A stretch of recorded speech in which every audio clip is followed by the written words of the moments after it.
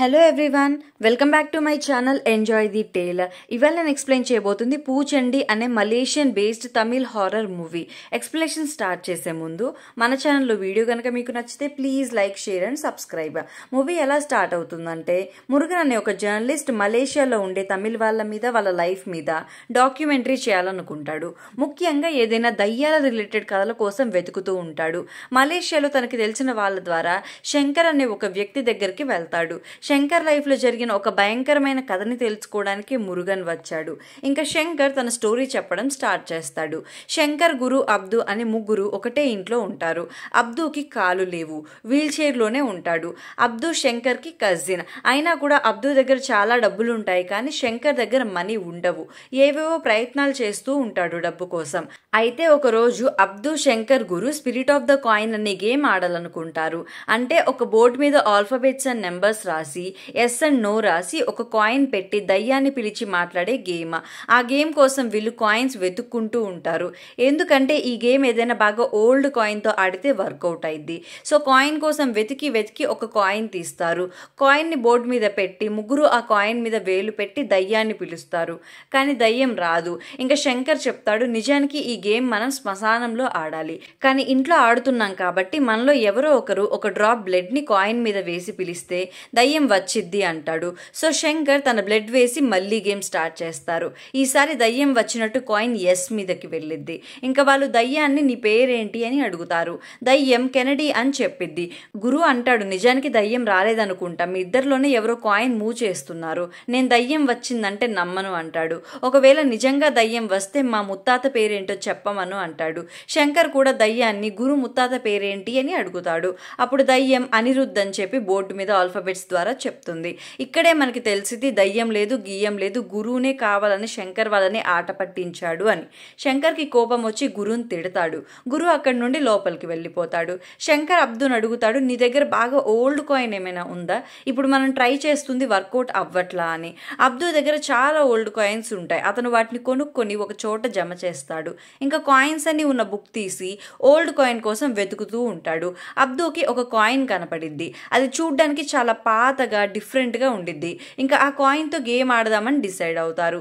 Coin మీద blood వేసి ఇక్కడ దయ్యం ఉంటే మాతో మాట్లాడండి అంటారు. అంతే, ఈసారి కాయిన్ నిజంగానే మూవ్ అయ్యి బోర్డు మీద ఏదో రాస్తూ ఉంటుంది. శంకర్ గురువుని ఒక పేపర్ పెన్ తీసుకురమ్మంటాడు. కాయిన్ ఎలా మూవ్ అయితే అది రాయమని. గురువు పేపర్ తెచ్చి కాయిన్ మూవ్ అవుతున్నట్టు రాస్తూ ఉంటాడు. ఫస్ట్ కాయిన్ తమిళ అక్షరం పా రాసిద్ది, తర్వాత లా, నెక్స్ట్ నీ అని రాసిద్ది. అంటే పాలా నీ అని. ఇది చూసి గురు షాక్. ఎందుకంటే పాలాని గురు ముత్తాత పేరు. ఇందాక జోక్గా అడిగాడు కదా, ఇప్పుడు నిజంగా దయ్యం వచ్చి ఆన్సర్ చెప్పిద్ది. ఇంకా గురువుకి కోపం వచ్చి, పాలని మా ముత్తాత పేరు, మర్యాదగా మీ ఇద్దరిలో ఇలా ఎవరు చేశారో చెప్పండి, మీకు నా ముత్తాత పేరు ఎలా తెలుసు అంటాడు. శంకర్ వాళ్ళేమో అరే నిజంగా దయ్యమే చెప్పింది అని మళ్ళీ గేమ్ స్టార్ట్ చేసి దయ్యాన్ని క్వశ్చన్స్ అడుగుతారు. నీ పేరేంటి అని అడిగితే దయ్యం మల్లిక అని చెప్తుంది. ఏ ఇయర్లో చనిపోయావు అంటే 2010 అని. ఎక్కడ చనిపోయావు అంటే కంటికి కనపడని నీ నదిలో అని చెప్తుంది. చనిపోయేటప్పుడు ఏం చేస్తూ ఉండేదానివి అంటే UUM అని రాస్తుంది. అది మలేషియాలో ఉన్న ఒక యూనివర్సిటీ. సో అందులో మల్లిక స్టూడెంట్ అని శంకర్ వాళ్ళకి అర్థమైంది. ఇంత జరిగినా కూడా గురు అది నిజమైన దయ్యం అని నమ్మడు. సో శంకర్ ఏం చేస్తాడంటే దయ్యాన్ని అడుగుతాడు, నాకు అబ్దుకి తెలియంది గురువుకి సంబంధించిన సీక్రెట్ ఏదైనా చెప్పు అని. ఇంకా మల్లిక అనిద్ది, అమ్మాయితో నువ్వు ఈ ఇంట్లో ఏం చేసావో చెప్పమంటావా అని రాసిద్ది. దానితో గురు భయంతో ఆడే గేమ్ ని చెడగొట్టి వెళ్తాడు. నెక్స్ట్ డే అబ్దు తన బిజినెస్ కోసం వెళ్తాడు. అబ్దు ఏం చేస్తాడంటే ఎవరైనా పాతకాలం నాటి కాయిన్స్ తెచ్చి తనకిస్తే వాటిని అతను కొనుక్కుంటాడు. ఇంకా కాయిన్స్ ఎవరైతే ఇస్తున్నారో వాళ్ళ డీటెయిల్స్ ఒక బుక్ లో నోట్ చేసుకుంటాడు. ఇంకోవైపు ఇంట్లో గురు అసలు ఈ మల్లిక ఎవరా అని గూగుల్, ఇన్స్టా, ఫేస్బుక్ అన్ని చెక్ చేస్తాడు. UUM కాలేజ్ పోర్టల్లో మల్లిక పిక్ దొరికిద్ది గురువుకి. ఆ పిక్ ని దీపక్ అనే వ్యక్తి 2010లో పోస్ట్ చేసినట్టు ఉండిద్ది. శంకర్ వాళ్ళు ఇంటికి రాగానే మల్లిక పిక్ చూపిస్తాడు. ఇంకా వాళ్ళు మళ్ళీ గేమ్ ఆడాలనుకుంటారు. ఈసారి గేమ్ బోర్డు మీద కాదు, చాట్ మీద. ఈ చాట్ లో తమిళ ఆల్ఫాబెట్స్ అన్నీ ఉన్నాయి. మల్లిక ఏదైనా చెప్తే ఈజీగా తెలుసుకోవచ్చని ఈ చాట్ తెస్తారు. గేమ్ స్టార్ట్ చేసి ఈ ఫోటోలో ఉంది నీవేనా అని అడుగుతారు. మల్లిక అవును అని చెప్తుంది. ఇంకా అలా ఏవో పిచ్చి పిచ్చి క్వశ్చన్స్ అడుగుతూ ఉండి చివరికి అనుకుంటారు ఇవన్నీ కాదు ఏదైనా యూజ్ అయ్యేది అడగాలి అని. శంకర్ మల్లికని ఒక క్వశ్చన్ అడుగుతాడు. అదేంటంటే శంకర్ ఎప్పుడు లాటరీస్ తీస్తూ ఉంటాడు కానీ ఇప్పటి వరకు ఒక్కసారి కూడా లాటరీ తగల్లా. సో ఫ్యూచర్లో వచ్చే లాటరీ నాకు తగిలేలా చేసి బాగా డబ్బు వచ్చేలా చేయమని అడుగుతాడు. అప్పుడు మల్లిక నాకేంటి అలా చేస్తే అనిద్ది. శంకర్ ఏమో నువ్వు ఏది అడిగితే అది ఇస్తా అంటాడు. అప్పుడు మల్లిక 2 కాళ్ళ జంతువు కావాలి అనిద్ది. శంకర్ వాళ్ళు కోడి అనుకుని ఇస్తామంటారు. గురువుకి మాత్రం ఇది ఏదో తేడాగా ఉందని అనిపించి శంకర్ వాళ్ళని ఆపేయమంటాడు. కానీ వాళ్ళేమో వినరు. ఇలా గురు తన ఫ్రెండ్స్ని మాట్లాడనివ్వట్లా అని మల్లిక అనేది తొప్పన్ని చొక్కన్ని చూసుకొని ఎగిరెగిరి పడుతున్నావా అనిద్ది. అది విని గురు కోపంగా వెళ్ళిపోతాడు. సర్లే అని శంకర్ వాళ్ళు గేమ్ ఆ రోజుకి ఆపేస్తారు. నెక్స్ట్ డే మార్నింగ్కి గురు ఇంట్లో కనపడడు. శంకర్ గురువుని వెతుక్కుంటూ వెళ్తే ఒక హోటల్లో కనిపిస్తాడు. గురువుని అడుగుతాడు ఏంట్రా ఇక్కడేం చేస్తున్నావు అది ఇది అని. కానీ గురు ఏం మాట్లాడాడు. శంకర్ ఏమో రాత్రి మల్లికాని లాటరీ కోసం అడిగినందుకు కోపంగా ఉందా, నీకు తెలుసుగా నా సిచ్యువేషన్, అమ్మ అక్క నగలు అమ్మి మలేషియా వచ్చా, మనీ సంపాదించాలిగా, నేనేం చేసినా వర్కౌట్ అవ్వట్లా, ఇంకా నాకు వేరే దారి లేక అడిగా అంటాడు. గురువు చెప్తాడు నైట్ మల్లిక దయ్యంలా నా కల్లోకి వచ్చింది, నన్ను చంపడానికి ట్రై చేసింది, తను చాలా భయంకరంగా ఉంది అంటాడు. ఇంకా గురువు చెప్తాడు ఇది మల్లిక కాదు వేరే ఏదో దయ్యం, నా ముత్తాత పేరు చెప్పినప్పుడే నాకు డౌట్ వచ్చింది, ఇప్పుడేమో తొప్పని చొక్కని అంటుంది, వాటి మీనింగ్ ఏంటో తెలుసా, వినాయకుడికి పెద్ద బొజ్జ ఉండడంతో మా నానమ్మ ఆయన్ని తొప్పని అనిద్ది, ఇంకా మధురై శివుణ్ణి చొక్కని అంటారు. ఈ 2 దేవుళ్ళని మా కుటుంబం తరతరాలుగా పూజిస్తూ వస్తుంది, మల్లికాకి ఇదంతా ఎలా తెలిసింది, ఇదేదో తేడాగా ఉంది అంటాడు. ఇంకా శంకర్ గురు బాగా తాగి ఇంటికొస్తారు. శంకర్ అంటాడు అబ్దుతో ఆ మల్లిక మన ఫ్రెండ్ని భయపెట్టిద్దా, ఇవాళ తర్వాత ఇంకా దానితో మనం మాట్లాడొద్దు, అసలు అలా ఎందుకు చేసిందో అడుగుదామని మళ్ళీ గేమ్ స్టార్ట్ చేస్తాడు. గురు కోపంగా అసలు నువ్వు ఎవరు చెప్పు అంటాడు. ఇంకా దయ్యం నీ ఎదురు వచ్చి చెప్పమంటావా అనిద్ది. దాంతో గురు కోపం ఎక్కువయ్యి ఏంటి భయపెడుతున్నావా, సరే రా రా అని చాట్ మీద కాలు పెడతాడు. అప్పుడు దయ్యం చావు రాబోతుంది అని చెప్తుంది. దానితో గురువుకి కోపం వచ్చి చాట్ని కాయిన్ని విండోలో నుండి బయటికి విసిరేస్తాడు. ఇంకా తాగేసి రావడంతో అందరూ నిద్రపోతారు. నెక్స్ట్ డే మార్నింగ్ శంకర్ స్నానానికి బాత్రూమ్కి వెళ్తే అక్కడ గురువు చనిపోయి ఉంటాడు. ఇలా జరిగిందంతా శంకర్ మురుగన్కి చెప్తాడు. శంకర్ అంటాడు అందరూ గురువు తాగి ఉండడం వల్ల బాత్రూంలో జారి చనిపోయాడు అన్నారు, కానీ మల్లికాన్ని చంపిందని నాకు మాత్రమే తెలుసు అంటాడు. మురుగన్ అడుగుతాడు అంత ఖచ్చితంగా ఎలా చెప్తున్నావని. శంకర్ చెప్తాడు గురు చనిపోయినప్పుడు నేను తనని లిఫ్ట్ చేయడానికి వెళ్తే అక్కడ నాకు కాయిన్ కనిపించింది, ఆ కాయిన్ని గురు బయటికి వేసేస్తే అది ఇంట్లోకి ఎలా వచ్చింది, సో ఖచ్చితంగా మల్లికానే చంపింది, దానితో మేము ఆ ఇల్లే వదిలేసి వచ్చాం, కాయిన్ ఆ ఇంట్లోనే ఉంది అంటాడు. గురు చనిపోయినప్పటి నుండి అబ్దు ఒక ట్రాన్స్లోకి వెళ్ళిపోయి ఉంటాడు, ఎక్కువ మాట్లాడాడు. ఇంకా మురుగన్ అడుగుతాడు నేను ఒకసారి కాయిన్ని చూడాలి అని. శంకర్ ఏమో ఎందుకు సార్, అది ఆల్రెడీ ఒక ప్రాణాన్ని బలి తీసుకుంది అంటాడు. మురుగన్ ఏమో నేను మ్యాగజైన్లో ఈ స్టోరీ రాస్తా, సో రియల్ కాయిన్ అని జరిగిన ప్లేసెస్ పిక్స్ ఉంటే బాగుంటుంది అంటాడు. దానితో శంకర్ మురుగన్ని ఆ ఇంట్లోకి తీసుకెళ్తాడు. ఇంట్లో ఫస్ట్ మల్లిక పిక్ చూసి నెక్స్ట్ బాత్రూమ్కి వెళ్ళి గురు చనిపోయిన ప్లేస్ని పిక్ తీసి నెక్స్ట్ షింక్లో ఉన్న కాయిన్ని బయటికి తీస్తాడు. శంకర్ని ఈ కాయిన్ మీ దగ్గరికి ఎలా వచ్చింది, ఈ కాయిన్ చూస్తే నా దేశంలో ఒకప్పుడు వాడిన కాయిన్లా ఉంది, ఈ కాయిన్ని అబ్దుకి ఎవరు అమ్మారో ఎలా తెలుసుకోవాలి అంటాడు. శంకర్ ఏమో అబ్దు కాయిన్ ఎవరెవరి దగ్గర కొంటాడో ప్రతి ఒక్కరి డీటెయిల్స్ బుక్లో రాస్తాడు అని బుక్ తీసి చెక్ చేస్తాడు. అందులో 2010లో దీపక్ అనే వ్యక్తి కాయిన్ అమ్మినట్టు ఉండిద్ది. సడన్ గా శంకర్ కి గుర్తొచ్చింది మల్లిక ఫోటోని యూయూఎం కాలేజ్ పోర్టల్లో అప్లోడ్ చేసింది కూడా దీపక్ అనే పేరున్న అతనే, 2010లోనే. మల్లిక చనిపోయింది 2010లోనే అని చెప్పిద్దిగా, ఇంకా ఏదో లింక్ ఉంది అనే అడ్రస్ కి వెళ్ళి చెక్ చేద్దాం అనుకుంటారు. అబ్దు కూడా వాళ్ళతో వస్తా అంటాడు. సరే అని ముగ్గురు ట్రైన్లో స్టార్ట్ అవుతారు. మురుగన్ కాయిన్ ఫోటోని తన నాన్నకు పెట్టి ఆ కాయిన్ గురించి డీటెయిల్స్ కనుక్కోమంటాడు. నెక్స్ట్ సీన్ లో దీపక్ ఇంటికి వెళ్ళి డోర్ కొడితే దీపక్ డోర్ ఓపెన్ చేస్తాడు. దీపక్ తో మీకు మల్లిక తెలుసా, మల్లిక ఎలా చనిపోయిందో తెలుసుకోవడానికి వచ్చామంటారు. కానీ దీపక్ ఏమో ఎవర్రా మీరు అని చెప్పి డోర్ క్లోజ్ చేస్తాడు. శంకర్ కి కోపం వచ్చి డోర్ కొడుతూనే ఉంటాడు.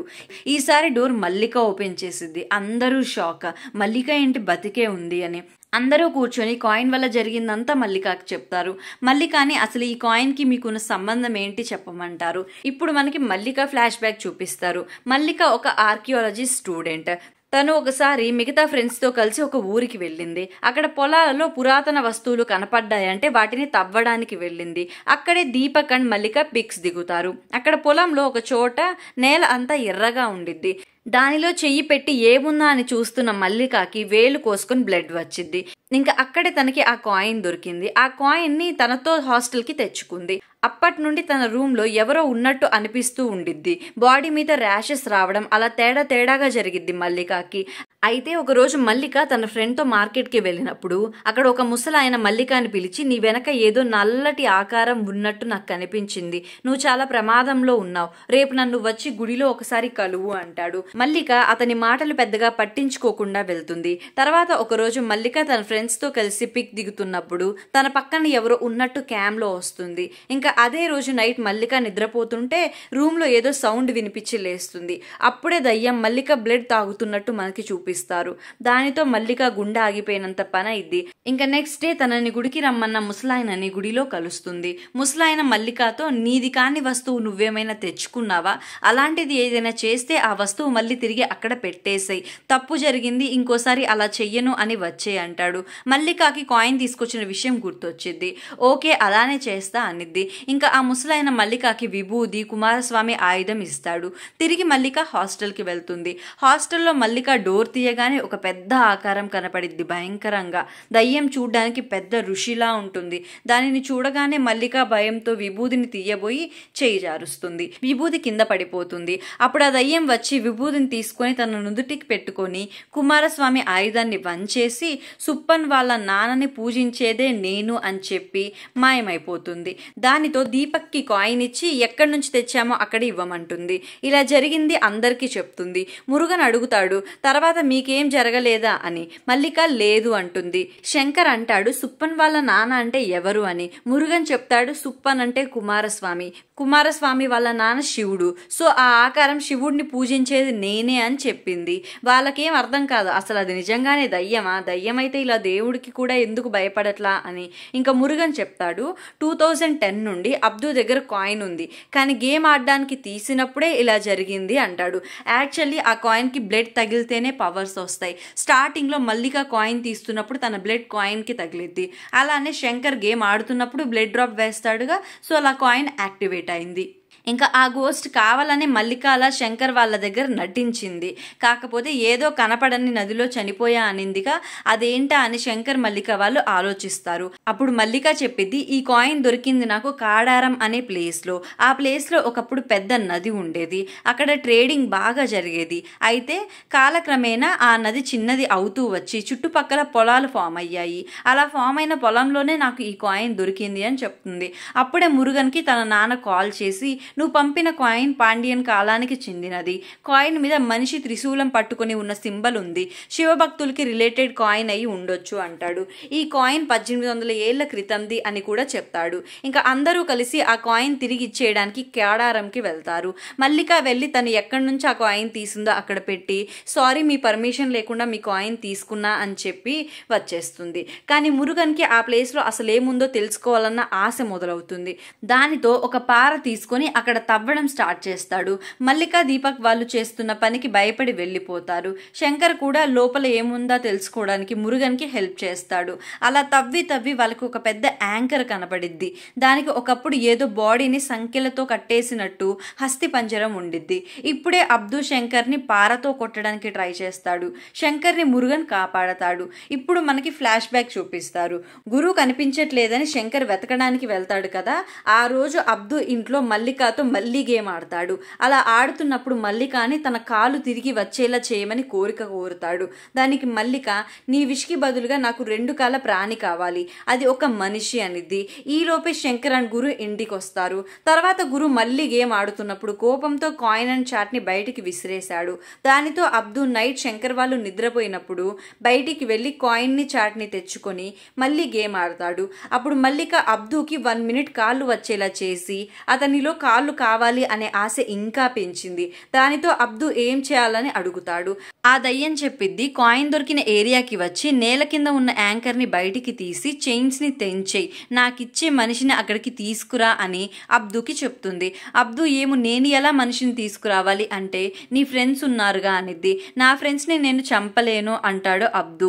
అప్పుడు ఆ దయ్యం, నేను వాళ్ళని చంపను, జస్ట్ నా జీవితాన్ని కంటిన్యూ చేయడానికి ఒక బాడీ కావాలి అనిద్ది. అప్పుడు అక్కడికి గురువు వచ్చి అబ్దు మళ్ళీ గేమ్ ఆడుతున్నాడని కోపంతో కాయిన్ని బాత్రూంలో ఉన్న బేసిన్లో పడేయడానికి వస్తాడు. దానితో అబ్దు గురువుని బాత్రూంలో నెడతాడు.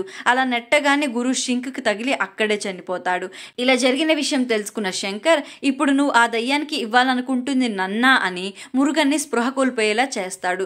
శంకర్ అంటాడు, మనం మనిషిగా ఇవ్వాలి, నేనెందుకు మురుగన్ని ఇద్దామంటాడు. ఇంకా శంకర్ యాంకర్కి కట్టి ఉన్న సంఖ్యలు తెంచేస్తాడు. దానితో ఇమ్మీడియట్గా వర్షం స్టార్ట్ అయ్యి ఆ తవ్విన ప్లేస్లో ఫుల్ వాటర్ రావడం స్టార్ట్ అయింది. అక్కడ నుండి శంకర్ మురుగన్ని అబ్దుని పైకి లాగుతాడు. ఆ ప్లేస్లో నుండి ఒక వ్యక్తి లేచొస్తాడు. చూడ్డానికి భయంకరంగా పెద్ద గడ్డంతో. మురుగన్కి మెలకు వచ్చి అతన్ని నువ్వు ఎవరు అంటే పూచండి అని చెప్తాడు. అతను వచ్చి మురుగన్ మీద కూర్చొని మురుగన్కి కాయిన్ ఇచ్చి ఇప్పటి నుండి నీ దేహం నా సొంతం అంటాడు. అతను మురుగన్ బాడీ లోపలికి వచ్చేస్తాడు. మురుగన్ లేచి పూచండిలా అని బిహేవ్ చేస్తాడు. శంకర్ అడుగుతాడు, మా కోరికల సంగతి ఏంటి అని. అప్పుడు పూచండి బురదని శంకర్ చేతిలో పెట్టి ఇదిగో తీసుకోండి అనిద్ది. శంకర్ కూడా నిజంగానే డబ్బు తీసుకున్నట్టు నాకు డబ్బు వచ్చింది అని బాగా ఆనందపడతాడు. అబ్దుకి కాళ్ళు కావాలా అని బురద పూస్తాడు కాళ్ళకి. దాంతో అబ్దు కూడా కాళ్ళు వచ్చినట్టు ఆనందపడతాడు. వాళ్ళని పూచండి భ్రమలోకి తీసుకెళ్తాడు ఇచ్చినట్టు. కట్ చేస్తే అసలు ఈ పూచండి హిస్టరీ ఏంటో చూపిస్తారు. పూచండి అని శివభక్తులను పిలుస్తారు. ఒకానొకప్పుడు కాలాపూర్ ఆర్చి వంశానికి చెందిన వాళ్ళు పాలిస్తుంటే శివుడిని ఎవరు పూజించకూడదు అని రూల్ పెడతారు. అలా వాళ్ళు పెట్టిన రూల్ని ఎవరైనా పట్టించుకోకపోతే వాళ్ళకి పెద్ద పనిష్మెంట్ ఉండేది. కానీ శివభక్తులు వాళ్ళ మాటకి వ్యతిరేకంగా ఒంటి మీదనే శివుడికి సంబంధించిన త్రిశూలం వేసుకునేవాళ్ళు, కాయిన్స్ తయారు చేసేవాళ్ళు. మేబీ అలాంటి ఒక శివభక్తుడిని వాళ్ళు పనిష్మెంట్గా యాంకర్కి కట్టేసి చైన్స్తో సముద్రంలో పడేసి ఉంటారు. కట్ చేస్తే సీన్ ప్రెజెంట్కి వచ్చి మురుగన్లో ఉన్న పూచండి ఎక్కడికో ఫ్లైట్లో స్టార్ట్ అయింది. ఇలా మూవీ ఎండ్ అవుతుంది. దీనికి పార్ట్ 2 ఉండొచ్చు. రిలీజ్ అయ్యాక ఎక్స్ప్లెయిన్ చేస్తా. ఎక్స్ప్లెనేషన్ నచ్చితే please like, share and subscribe. Thanks for watching.